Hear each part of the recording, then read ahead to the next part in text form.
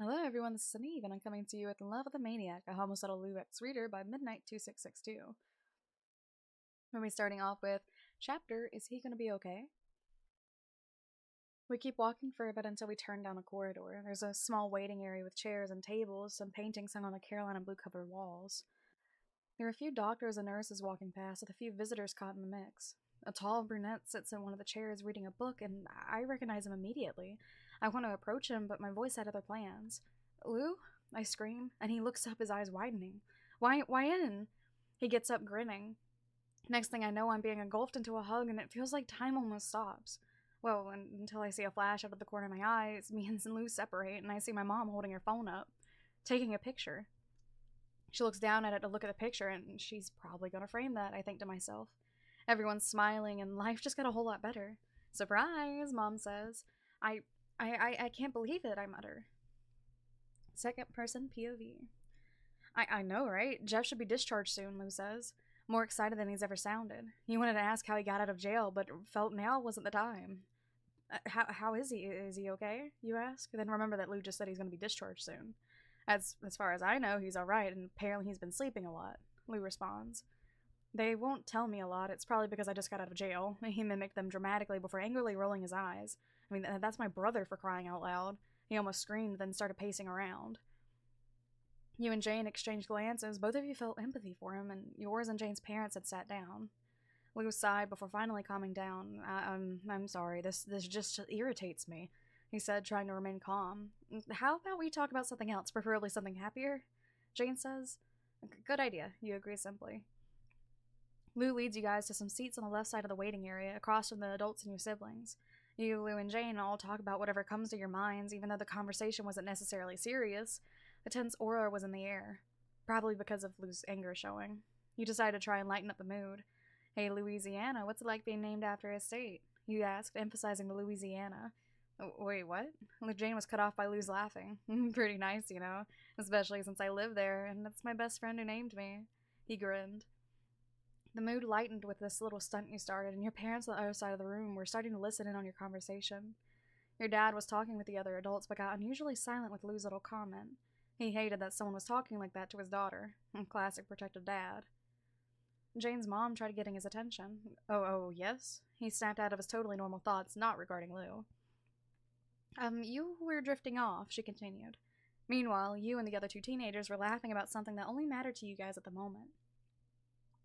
Excuse me, is anyone here for Jeffrey Woods? A nurse said.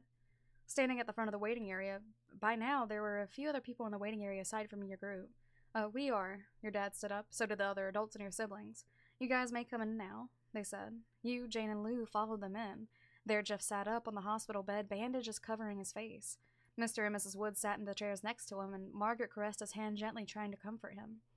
He's probably in an unimaginable amount of pain, you think to yourself. Peter looked over at you guys and smiled, and you saw a singular chair by Jeff's bedside. You assumed was there for Lou. Jeff, Margaret started in a soft voice, your friends and brother are here to see you.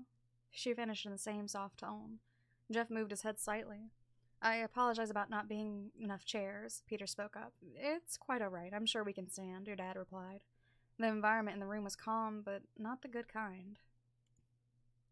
Chapter, Is He Gonna Be Okay, Part 2.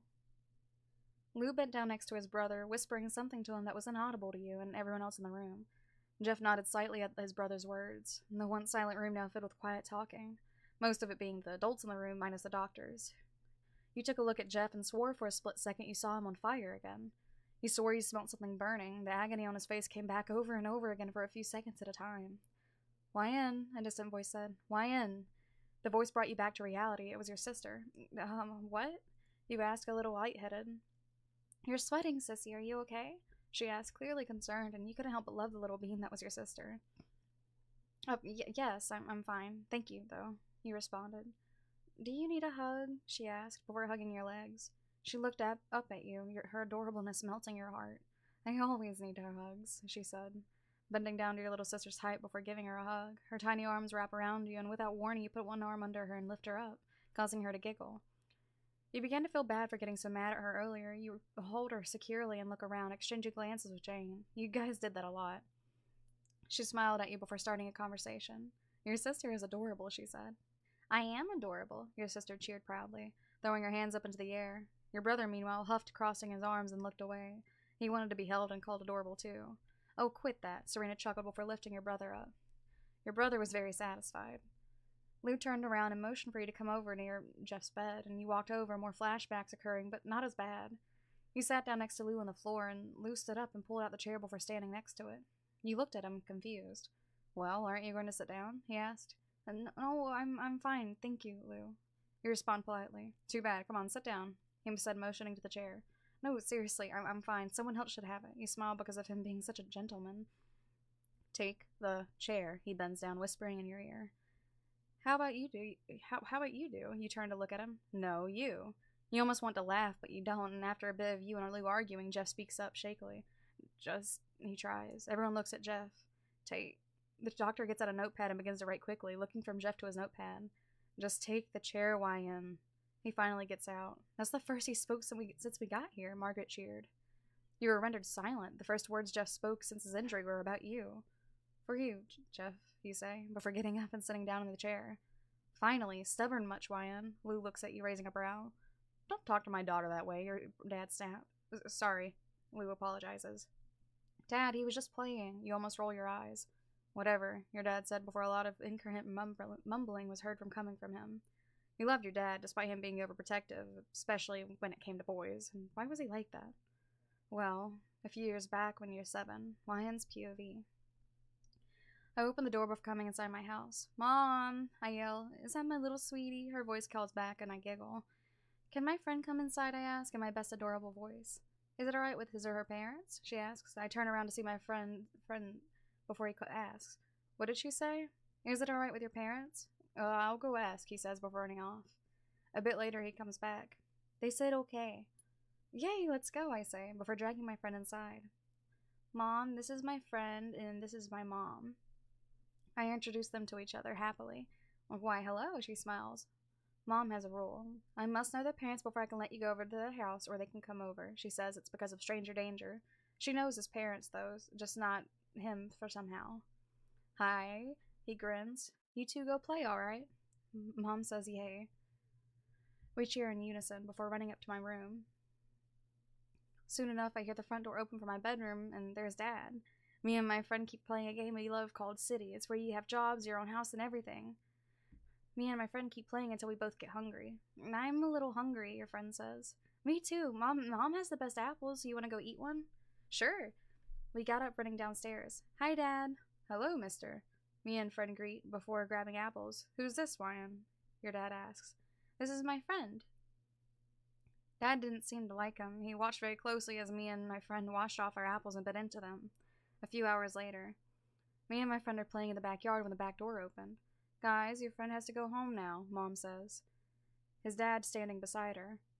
Aw, we were getting to the good part, he pouted. I'm sorry, guys. He has a doctor's appointment. Maybe he can come back tomorrow. Okay, I say. Bye, Ryan. Bye, I say to my friend as we approach the front door. Why couldn't his doctor appointment wait?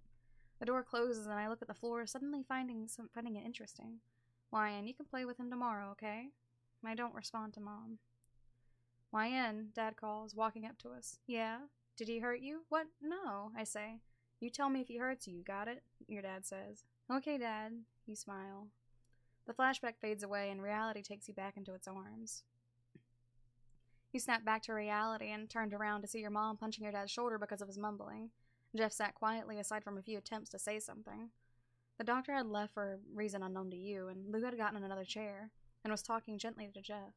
Jeff seemed relaxed at his brother's voice, and after all, he couldn't see through those bandages. Jane got a chair too and asked if she could join you guys. Jeff tried to speak, but Lou cut him off, saying, It's okay, Jeff, don't strain your voice, and go ahead, Jane.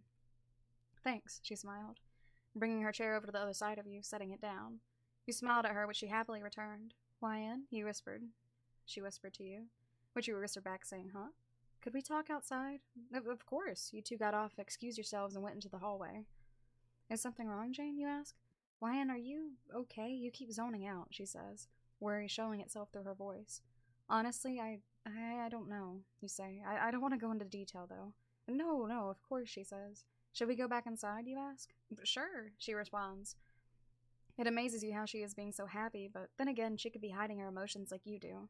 You open the door motioning for her to go inside, which she does, saying thank you on her way in, and once she's inside, you follow. That is the end of those chapters. The chapter after that one, I think, is a peaceful period, question mark. I will see you guys into the next video. Let me know what you guys think, and I will see you next time. Bye-bye.